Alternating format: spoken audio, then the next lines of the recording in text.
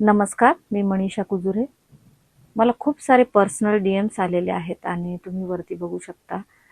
परशु 5636 या भावाने देखील आपल्याला कमेंट केली आहे की मॅडम नाशिक ग्रामीण येथे काही राहण्याची व्यवस्था केली आहे का?